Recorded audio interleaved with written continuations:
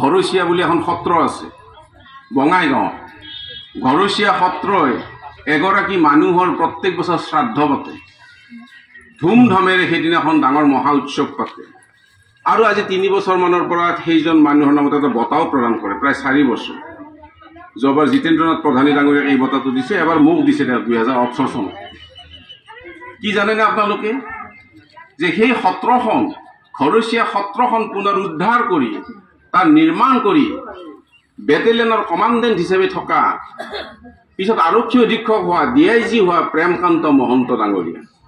প্ৰেমকান্ত মহন্ত ডাঙৰীয়া বৈষ্ণৱ সাহিত্য বহুত লিখিছে।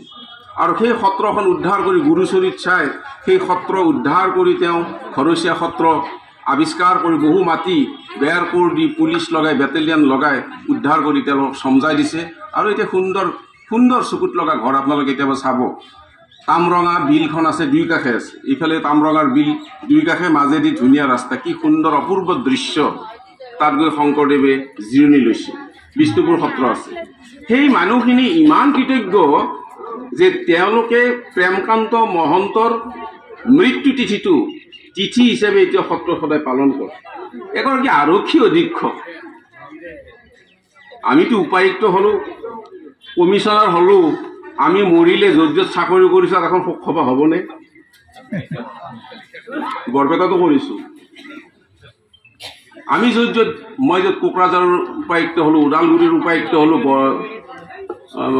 বৰপেটাৰ উপায়ুক্ত হলো, কমিশনাৰ হলো, আৰু মোৰ দিনত আগতে বহুতে হৈ গৈছে, আমিতো তেওঁলোকৰ শোক সভা এখন নকৰোঁ মৰাৰ পিছতো।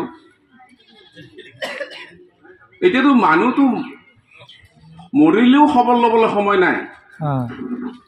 এজন মানুহৰ, এজন ল'ৰাৰ ক্লাছ ফ্ৰেণ্ডৰ দেউতাক ঢুকাল, মেছেজত লিখিলে RIP।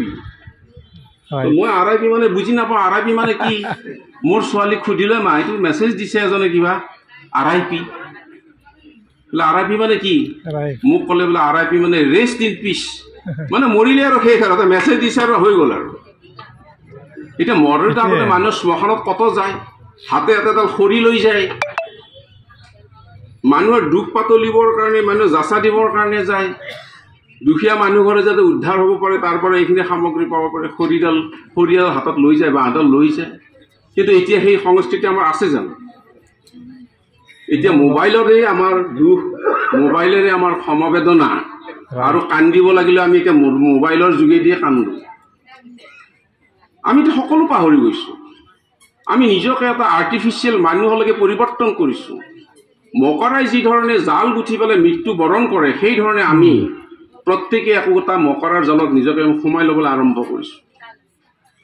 আপোনালোকৰ ইয়াত বাউণ্ডাৰী ৱাল বেছি নাই। গুৱাহাটীৰ ফালে বাউণ্ডাৰী ৱালৰ কাষৰ মানুহ ঘৰটোৰ নামটো যদি সোধে বোলে নাজানো, ল'ৰা ছোৱালী কেইটা আছে বোলে নাজানো, আপোনাৰ সন্মুখত আহি গেটতো যদি কয় যে ভূঞাৰ ঘৰ কোনটোহে, এইখিনিত বা কোনটো হ'ব নাজানো, পিছত গম পাব যে কাষৰ মানুহটোৱে। আৰু ৱালখন যদি আৰু 6 ফুটি আছে, তেওঁ যদি পিছৰবাৰ ঘৰ বান্ধে, তেওঁ 7 ফুটি ওখ কৰি দিয়ে যাতে তেওঁ দেখা নাপায়। গুৱাহাটীতে দেখা নোপোৱাটো বিৰাট কাম, এনেকৈ ধৰণৰ দি দিয়ে যাতে দেখা নাপায় ইফালৰ পৰা সিফালে। আমাৰ এতিয়া সেই ধৰণৰ আমি অৱস্থালৈকে যাবলৈ আৰম্ভ কৰিছোঁ। আমাৰ মানুহৰ লগত সম্পৰ্ক, প্ৰকৃতিৰ লগত সম্পৰ্ক, জন্তুৰ লগত সম্পৰ্ক সকলো নাই। শংকৰদেৱে যদিও ক'লে কুকুৰ শৃগাল গৰ্দ ভৰু আত্মাৰাম, জানিয়া খাব কৰি কৰিবা প্ৰণাম।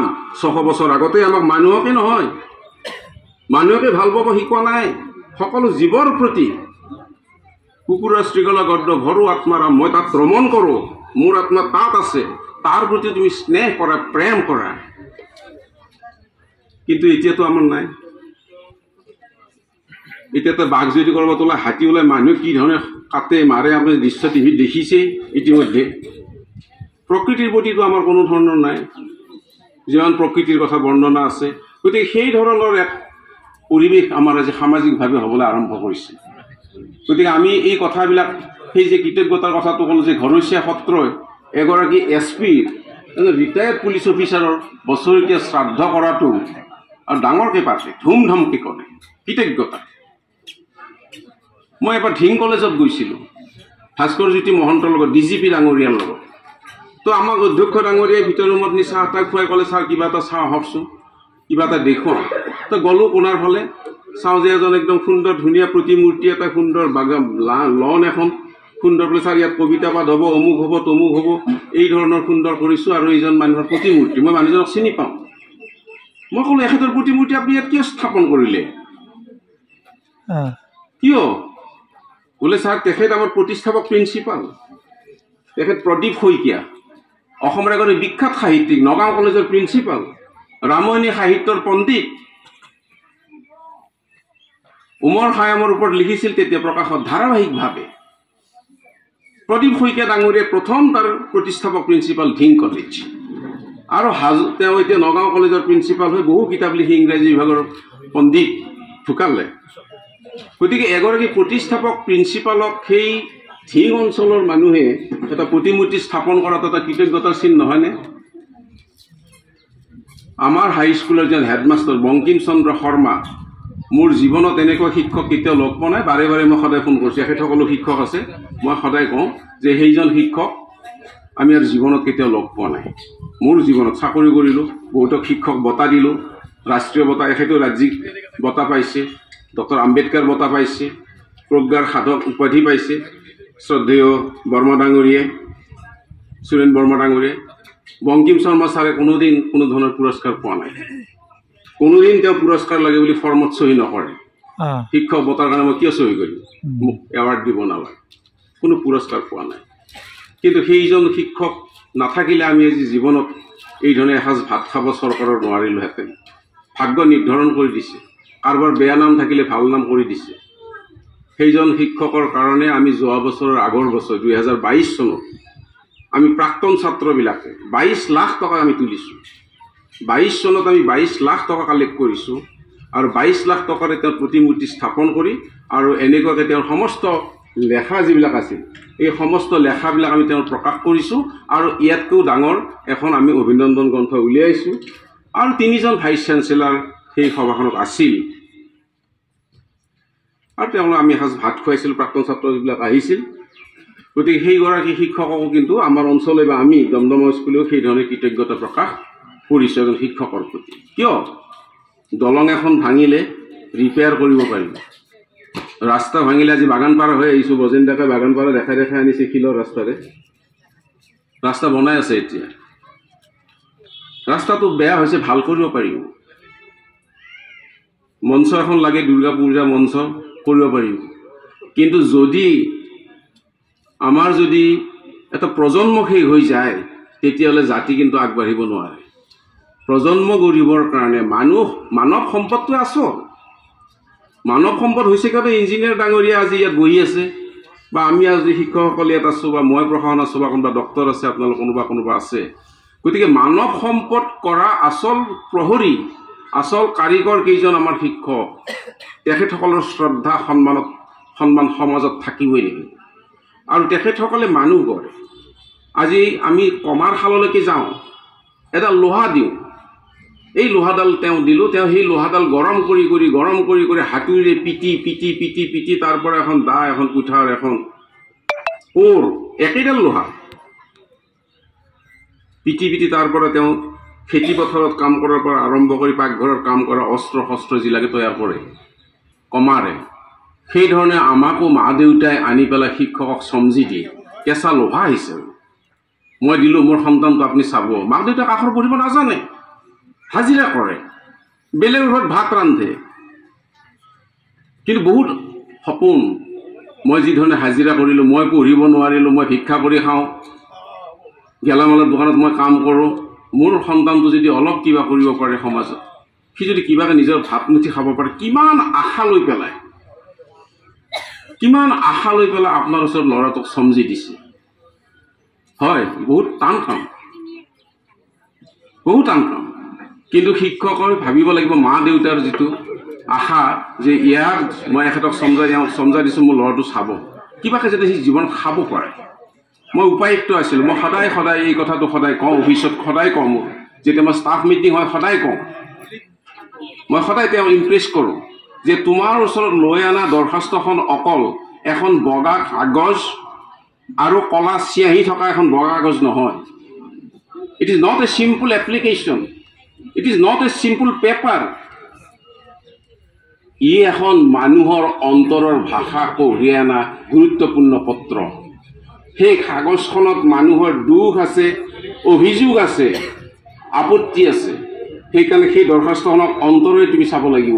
ই অকল এখন বগা কাগজ বা চিয়াহী থকা এখন বগা কাগজ নহয়, সাধাৰণ কাগজ নহয়।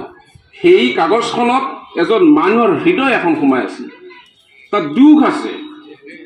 তুমি সমস্ত দুখ সমাধান কৰিব নোৱাৰা, কিন্তু সমভাগী হোৱা, তেওঁৰ কথা হৃদয়েৰে শুনা, গিভ পেচেণ্ট হিয়াৰিং। তেওঁ বহুত সুখ, কাৰণ আমাৰ জীৱনত, আমাৰ সমাজত এনেকুৱা মানুহ আছে যাৰ দুখত কান্দিবৰ কাৰণে মানুহৰ অভাৱ। আপোনাৰ মোৰ কান্দিবৰ কাৰণে মানুহৰ অভাৱ নাই, কিন্তু সমাজত এনেকুৱা মানুহ আছে যাৰ দুখত কান্দিবৰ কাৰণেও এজন মানুহ তেওঁ বিচাৰি পোৱা নাই। আৰু সেইকাৰণে মানুহ কাক নিৰ্ভৰ কৰে? মাত্ৰ এজনক নিৰ্ভৰ কৰে। মোৰ জীৱনত মোক যদি কোনো সহায়ো নকৰে, কোনেও যদি মোৰ কাৰণে নাকান্দেও, মই এজনৰ ওচৰত কান্দিব পাৰোঁ, সেইজন ভগৱান। সেইকাৰণে মানুহ ভগৱানক বিশ্বাস কৰে। অন্তৰৰ সমস্ত দুখ সেই নিৰাকাৰ ভগৱানক কৈ হ'লেও শান্তি পায়। মোৰ এনেকৈ দুখ হৈছে, তুমি চাবা। গতিকে ঠিক তেনেকুৱাকে আমাৰ যিবিলাক কথা আছে, সেই কথাবিলাক শিক্ষকবিলাকৰ হাতত মাক দেউতাকে চমজাই দিয়ে। গতিকে আমি তেওঁলোকক সেই কথাটো, মাক দেউতাকৰ সেই কথাটো চাই আমি সেই ধৰণে মানুহ তৈয়াৰ কৰিবৰ কাৰণেও চেষ্টা কৰিব লাগে। আৰু শিক্ষকসকলে কৰি আহিছে, আৰু কৰি আহিছে কাৰণেই সমাজখনৰ মানৱ সম্পদ সৃষ্টিটোৱে হৈছে আচল সম্পদ। তেতিয়াহে আমাৰ দেশখন সকলো ক্ষেত্ৰত আগবঢ়া হ'ব। Happy child is nations pride. Happy child is nations pride. জাতিৰ গৌৰৱ ক'ত? ৰাষ্ট্ৰৰ গৌৰৱ ক'ত? হাঁহিমুখীয়া সন্তানৰ ক্ষেত্ৰত, শিশুৰ ক্ষেত্ৰত। সন্তান কেতিয়া হাঁহিমুখীয়া হ'ব? যদি খাব পাৰে, পঢ়িব পাৰে, তেতিয়াহে।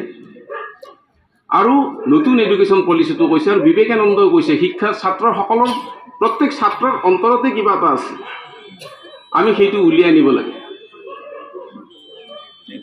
Education is the manifestation what is already in man. Education is the manifestation of what is already in man. মানুহৰ হৃদয়ত যিটো আছে, মস্তিষ্কত যিটো আছে, তাক উলিয়াই আনিব পৰাটো হৈছে শিক্ষা। বিবেকানন্দই কৈছে, এডুকেশ্যন পলিচিত সেই কথা কোৱা হৈছে। গান্ধীজীয়ে কৈছে, neither reading or writing is education. অকল আখৰ পঢ়া আৰু আখৰ লেখা, চহী কৰাটো শিক্ষা নহয়। গতিকে আমাৰ সেই ধৰণৰ শিক্ষাৰ মাজেৰে আমি ল'ৰা ছোৱালীক আগবঢ়াই নিশ্চয় আনিব লাগিব। গতিকে সুৰেন্দ্ৰনাথ বৰ্মা ডাঙৰীয়াৰ এখন প্ৰকাণ্ড স্মৃতিগ্ৰন্থ আজি আমাৰ হাতত অৰ্পণ কৰিছে, আৰু এই স্মৃতিগ্ৰন্থ আনুষ্ঠানিকভাৱে মোক উদ্বোধন কৰিবৰ কাৰণে দিছে। আৰু তেখেতসকলৰ স্মৃতিগ্ৰন্থ আপোনালোককো হয়তো পিছত দিব। গতিকে ইমান ডাঙৰ এখন স্মৃতিগ্ৰন্থ, যে প্ৰায় 400 পৃষ্ঠাৰো অধিক সুন্দৰ স্মৃতিগ্ৰন্থ এখন, আৰু সুন্দৰ ফটোগ্ৰাফসহ ইয়াত স্মৃতিগ্ৰন্থখন আমাক দিছে। এইটো ডাঙৰ কাম আপোনালোকে কৰিলে, আৰু এই ঐতিহাসিক বুলি মই বাৰে বাৰে কৈছোঁ যে এইটো কথা মই বেলেগৰ যেতিয়া মিটিংবিলাকত যাম, মই কলেজ, ইউনিভাৰ্চিটি, হাইস্কুল এইবিলাকত যাওঁ, গতিকে মই সেই কথাবিলাক নিশ্চয় ক'ম যে এনেকুৱা কাম মই যেনেকৈ আজি আপোনালোকৰ আগত মই কেইবাটাও উদাহৰণৰ মাজেৰে আপোনালোকক ক'লোঁ। এখন সত্ৰৰ কথা ক'লোঁ, বা নগাঁৱৰ কথা ক'লোঁ, বা দমদমৰ কথাও ক'লোঁ। এতিয়া হয়তো মই মুছলপুৰৰ কথাও ক'ম, যে মুছলপুৰতো এনেকুৱাকৈ এখন গ্ৰন্থ তেওঁলোকে আৱিষ্কাৰ কৰিছে, তেওঁ গ্ৰন্থ প্ৰকাশ কৰিছে। আপোনালোকৰ কথাও মই এতিয়া মুছলপুৰৰ কথা ক'ম। বাস্কাৰ শিক্ষা দীক্ষা বহুত আগবঢ়া। মেট্ৰিকৰ ৰিজাল্টৰ পাৰ্চেণ্টেজ হিচাপে সেবাৰ মই দেখিছোঁ আটাইতকৈ ভাল ৰিজাল্ট মানে বাস্কা। দেখাত মানে বাস্কাত যদি এপইণ্টমেণ্ট দিয়ে মানুহ মুখবিলাক শুকাই যায়।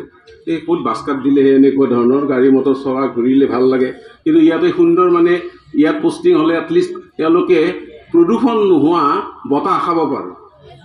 সুন্দৰ সেউজীয়া গছবিলাক আছে, প্ৰদূষণ নোহোৱা বতাহ খাব পাৰে। ইয়াত সুন্দৰ দৃশ্য ইয়াত আছে সুন্দৰভাৱে। মই কোকৰাঝাৰৰ ডিচি আছিলোঁ, এইফালে আহোঁ যাওঁ, গতিকে একো নাই বুলি ভাবে। কিন্তু সেৱাৰ ৰিজাল্টত চাব আপোনালোকে যে বাস্কাৰ ৰিজাল্ট বহুত ওপৰত, ছেকেণ্ড এনেকুৱা পজিশ্যনলৈকে থাকে।